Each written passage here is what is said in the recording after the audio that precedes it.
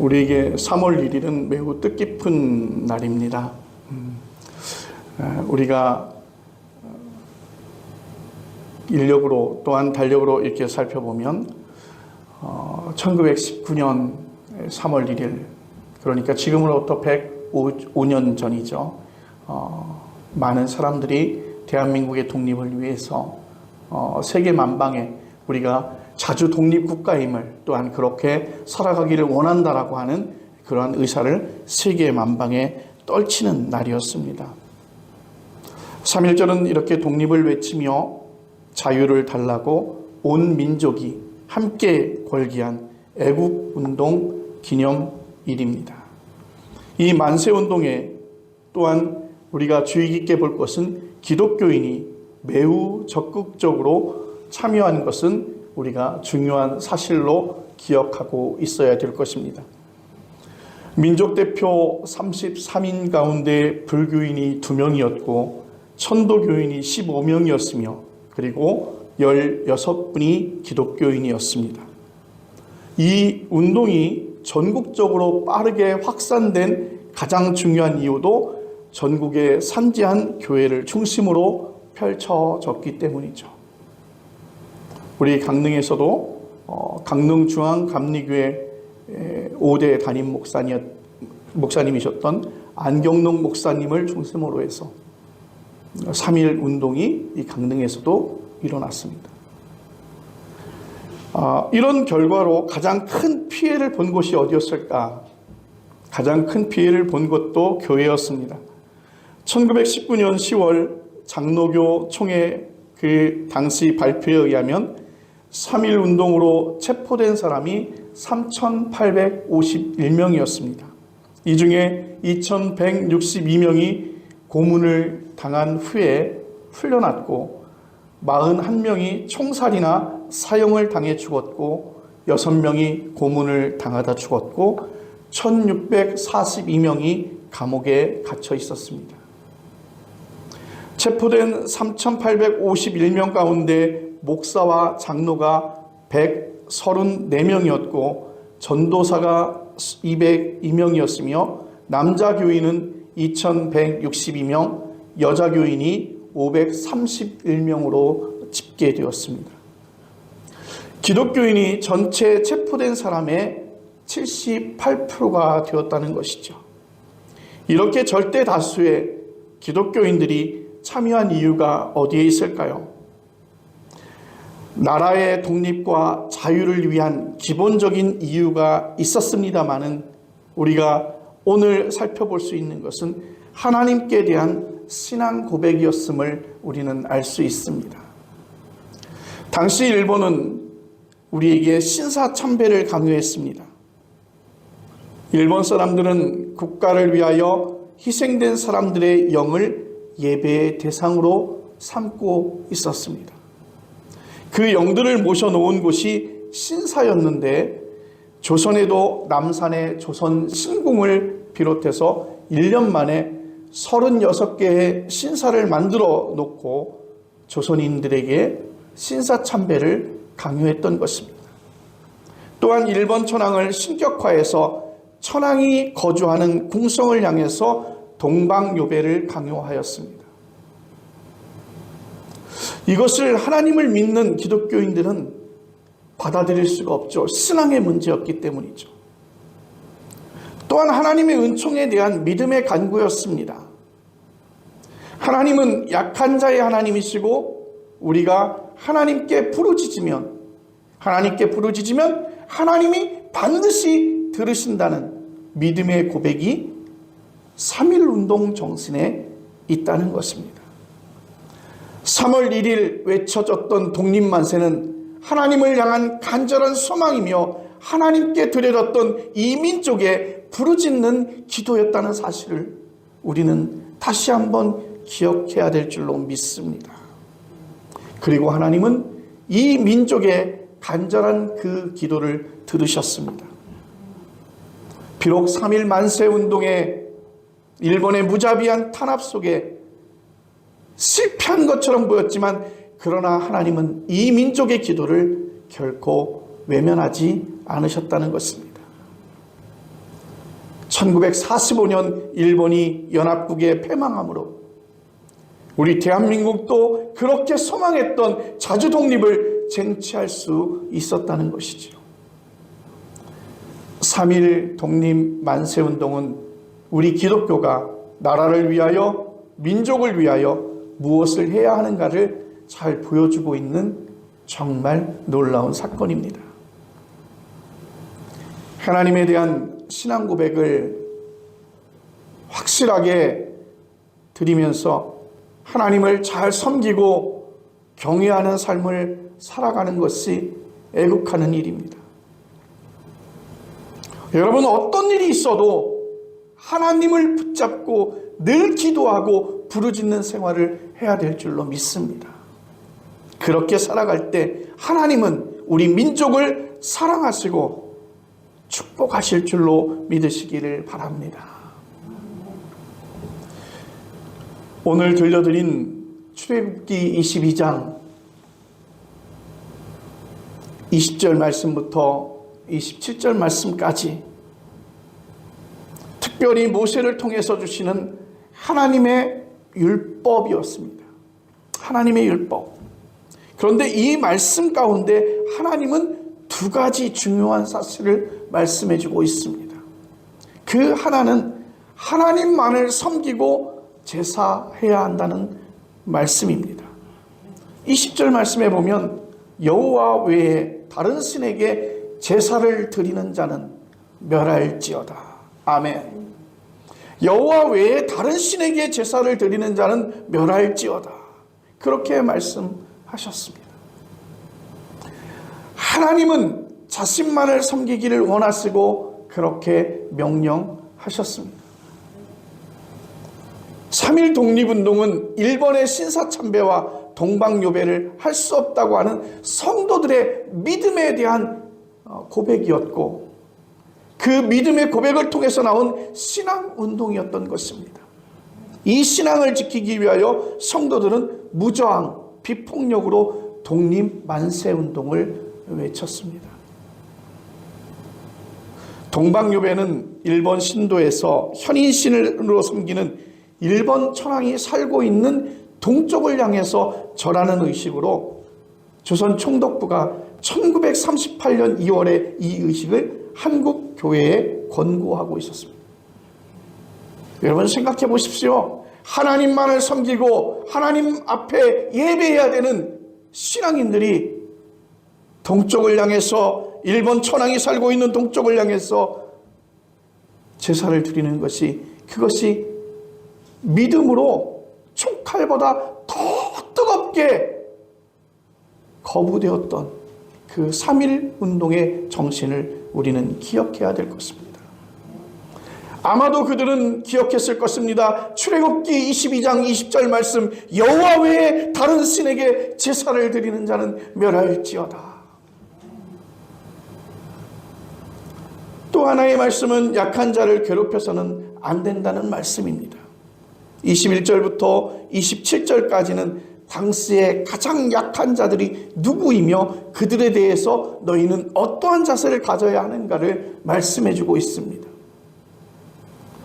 서진교 목사님이 쓰신 작은 자의 하나님이라고 하는 책을 보면 오늘날 작은 자를 중독자, 다음 세대, 그리고 목회자, 노숙인으로 이렇게 분류하고 있습니다. 그러나 당시의 작은 자는 이방인이었으며 과부였으며 고아였으며 그리고 이들을 포함한 모든 가난한 사람들이었습니다. 그래서 하나님은 이들을 압제하거나 이들에게 학대하거나 이들을 해롭게 하는 일들을 하지 말라고 그렇게 말씀하고 계시는 것입니다. 그런데 여러분, 일제강점기 시대에 우리 38년 동안의 그 압제 가운데 일본인들은 이 말씀을 철저하게 외면하지 않았습니까? 그래서 한국의 기독교인들은 이 말씀을 믿고 우리가 부르짖으면, 우리가 하나님 앞에 부르짖으면 하나님이 불쌍히 여길 것을 믿고 부르짖은 줄로 믿으시기를 바랍니다. 그래서 3.1 만세운동에 우리는 참여하게 되었던 것입니다. 그러면 하나님은 왜 약한 자를 압제하지 말라고 그렇게 말씀하셨을까요? 하나님은 말씀하십니다. 너희도 애굽 땅에서 나그네였기 때문이라고 말씀하고 있습니다. 21절 말씀에서 하나님은 이방 나그네를 압제하거나 학대하지 말라고 그렇게 말씀하시면서 그 이유를 드는데 애굽 땅에서 너희가 나그네였기 때문이라고 그렇게 말씀하고 있습니다. 모세의 인도로 애굽에서 구원을 받기 전에 그들은 애굽에서 종살이하고 있었습니다.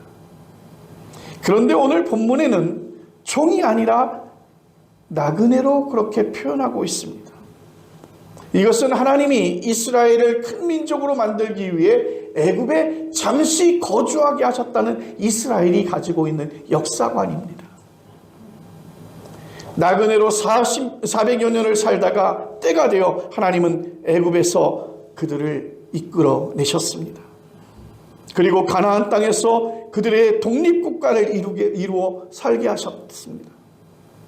그때 너희들 가운데 있는 이방 나그네를 압제하거나 학대하지 말라는 것입니다. 너희도 애굽에서 나그네 되었기 때문이라고 다시 한번 말씀해 주고 있습니다.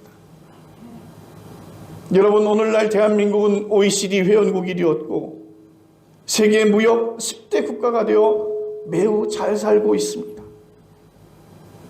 지금 자라나고 있는 청소년들은 우리가 언제부터 이렇게 잘 살게 되었는지 잘 모를 것입니다. 예전에 어려웠던 시절을 모르고 우리나라는 원래 잘 살았고 우리 집은 원래 잘 사는 곳이었구나 그렇게 생각할지도 모릅니다. 여러분, 그러나 생각해 보십시오. 우리나라 대한민국이 잘 살게 된 것은 그리 오래되지 않았습니다. 제가 살고 있었던 그 시대에 산 사람들만 해도 당시 그렇게 풍요롭지 않았어요. 먹는 것이 그렇게 풍요롭지 않았습니다. 여러분, 트롯 가수인 진성의 보릿고개 노래를 듣고 있노라면 얼마나 절절한지 아십니까? 그래서 우리는 너무 가진 것이 없어서 외국의 원조에 의지하며 그렇게 살아야 했습니다.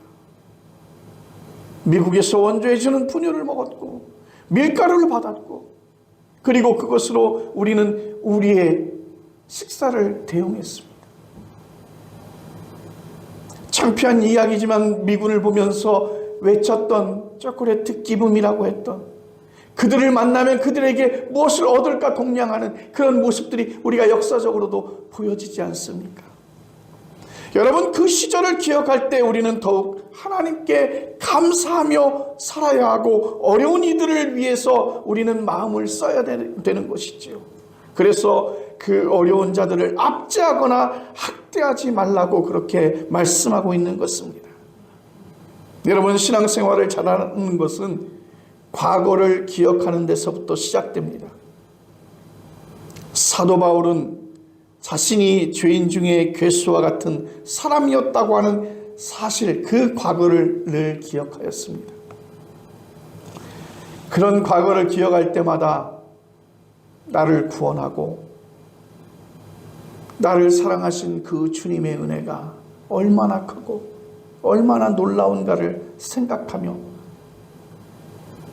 그 귀한 사랑에 보답기 위해서 주님께 충성하고 주님께 헌신하고 주님 앞에 예배하는 그러한 믿음의 고백들을 우리가 드리는 것 아니겠습니까? 여러분, 그렇게 충성되고 헌신된 삶을 살아갈 수 있는 것은 우리의 예전의 과거의 삶을, 주님 만나기 전의 삶을, 주님이 우리를 구원하기 전의 삶을 우리가 받았을 때 주님이 정말 이 죄인 같던 그 죄인 가운데 괴수와 같던 사람이었지만 하나님의 온전한 은혜로, 하나님의 그 사랑으로, 그 보살핌으로 내가 구원을 받아 하나님을 아버지라 부를 수 있는 그 놀라운 영광의 자리에 이르게 되는 그 감동과 감격이 여러분 우리에게 잊혀지지 않기를 간절히 바랍니다. 여러분, 베드로도 주님을 모른다고 부인하는 것에서 그치지 않고 예수님을 저주했던 그 베드로를 나를 사랑하고 다시 제자 삼아주신 그 은혜를 평생 잊지 않았습니다. 나 같은 죄인 살리신 주 은혜 고마워. 존 뉴턴도 과거의 노예 매매상을 하면서 살았던 자신의 모든 과거를 잊지 않았기 때문에 이 죄인도 구원해 주신, 나 같은 죄인 살리신 그 하나님, 그 주 은혜, 그 놀라운 주 은혜에 감사하며 주님만을 바라보며 살았던 것입니다. 여러분, 우리도 늘 과거를 기억하며 살아야 될 줄로 믿습니다. 내가 얼마나 부족한 사람이었는지, 내가 얼마나 어리석었던 사람이었는지, 그리고 우리가 얼마나 죄악 가운데서 살았던 더럽고 추한 사람인지, 그럼에도 불구하고 그런 우리를 구원하셨고, 그런 우리를 축복하셨고, 그런 우리를 의롭다 인쳐주셨던 그 하나님의 그 놀라운 은혜를 여러분 기억하시길 바랍니다. 과거를 기억하며 우리는 더욱 하나님께 감사하며 충성하며 살아야 될 줄로 믿으시기를 바랍니다. 주님의 말씀대로 약한 자를 압제하거나 박해하지 않고 도와주는 삶을 살아야 될 줄로 믿습니다. 그리고 22절, 23절 말씀은 하나님은 과부와 고아를 해롭게 하지 말라고 하시면서 그들이 내게 부르짖으면 내가 반드시 그 부르짖음을 들으리라, 그렇게 말씀하십니다. 부르짖을 때, 그들이 부르짖을 때 하나님께서 반드시 그 부르짖음을 듣는 줄로 믿으시기를 바랍니다. 여기에서 중요한 단어는 반드시라고 하는 단어입니다. 어느 때 하나님이 들으시는 것이 아니라, 어떤 절기에 하나님이 들으시는 것이 아니라, 어떤 날에 하나님이 들으시는 것이 아니라 하나님은 반드시 그 부르짖음을 들으신다고 말씀합니다. 그들의 부르짖음을 들을 수도 듣지 않을 수도 있다가 아니라 반드시 하나님은 들으신다는 것입니다.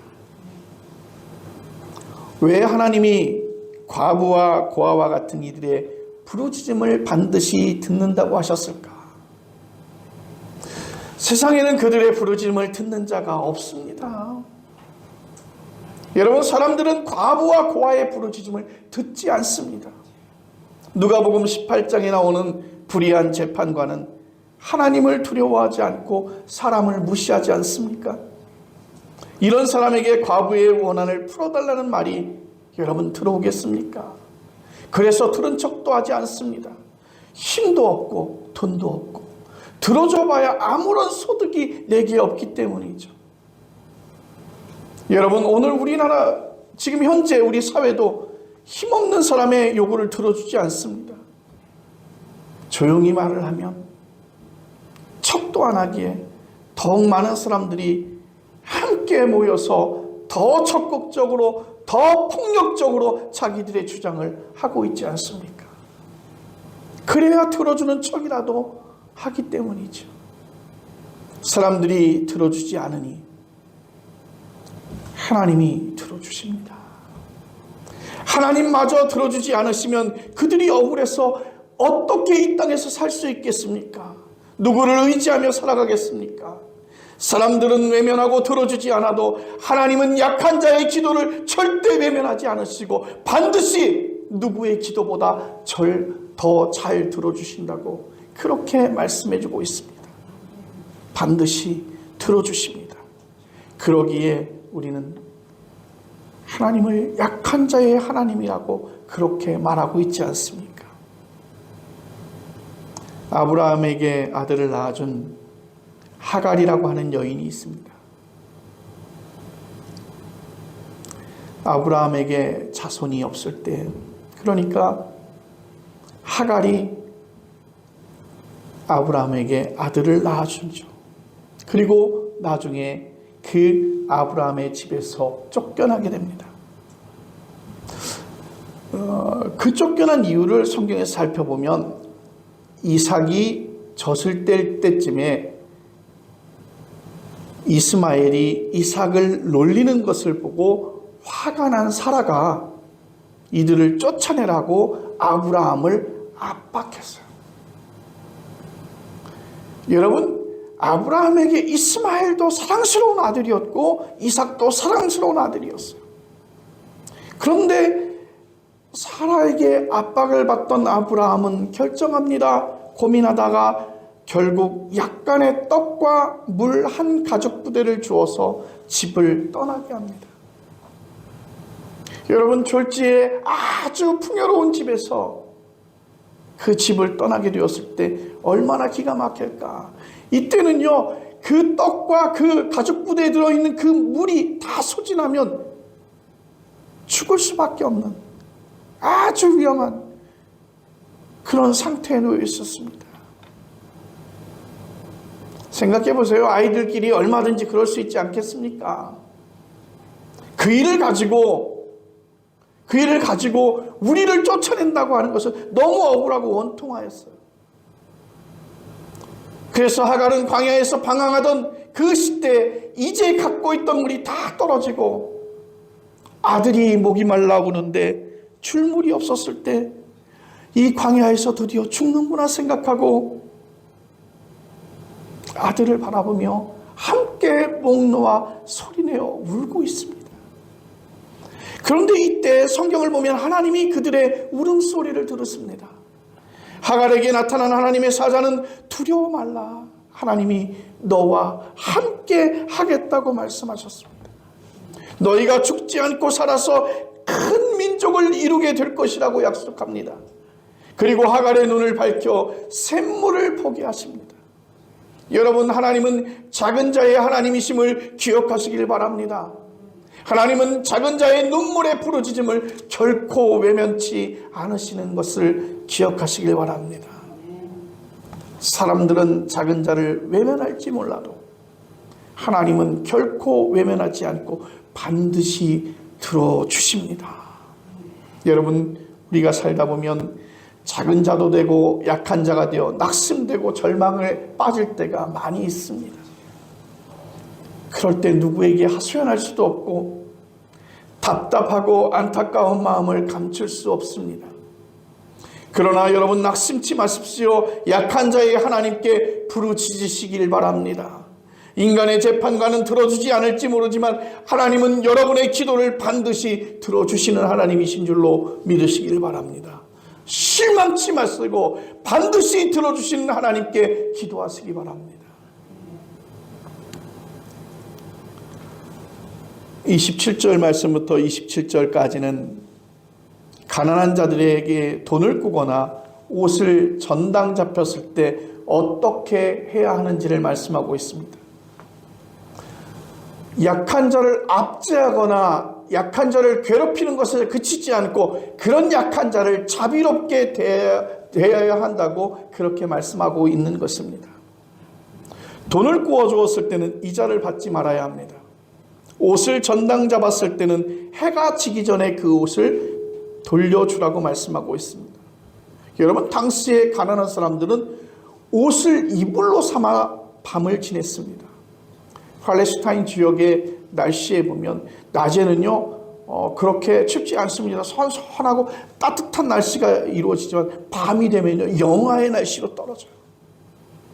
여러분, 낮에는 따뜻해서 옷이 없어도 살 수 있지만 밤에 기온이 내려가면 그 옷을 입어야 추위를 이기고 잘 수 있는 것입니다.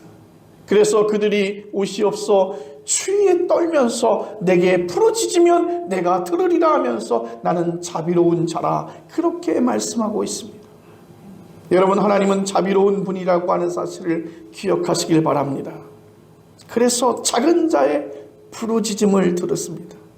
그들의 기도에 응답하시고 하나님이 이렇게 자비로운 분이시라고 한다면 우리도 자비로운 삶을 살아야 될 줄로 믿습니다.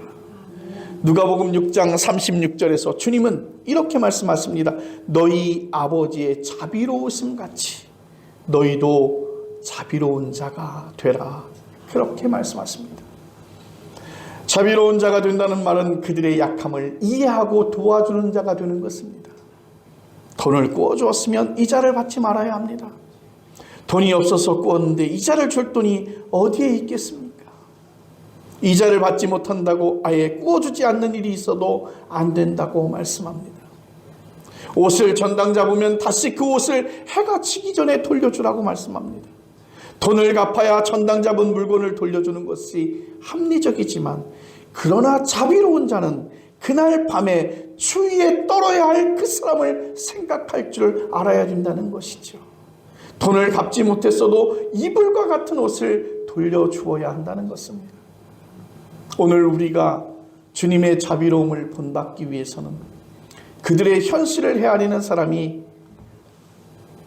사랑의 마음을 품은 것입니다. 작년 2살 아들의 분유값을 마련하기 위해서 성매매를 나섰다가 아이가 죽은 일로 재판을 받았던 그런 안타까운 여인의 이야기가 있었습니다.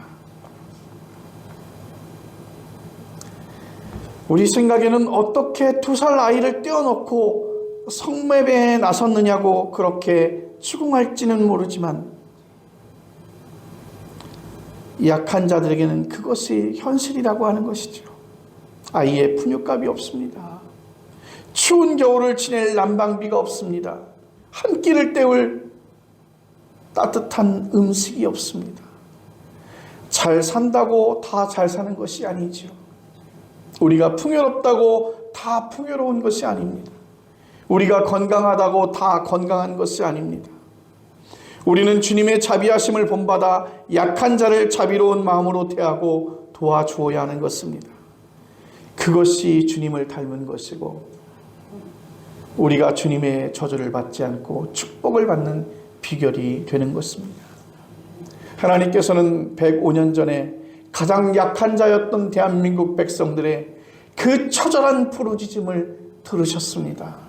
그리고 우리를 해방시키셨고 자유국가로 세우셨습니다. 3.1 독립만세운동 기념주의를 맞이하면서 다시 한번 하나님을 잘 경외하며 하나님의 말씀대로 사는 것이 얼마나 중요한 것인가를 깨달을 수 있기를 바랍니다. 약한 자를 배려하고 도와주며 주님의 사랑으로 대하는 것이 얼마나 중요한 일인가를 생각하며 우리의 주변의 연약한 자들을 위하여 우리가 기도하고 자비로운 자로 설 수 있기를 간절히 바랍니다. 기도하겠습니다.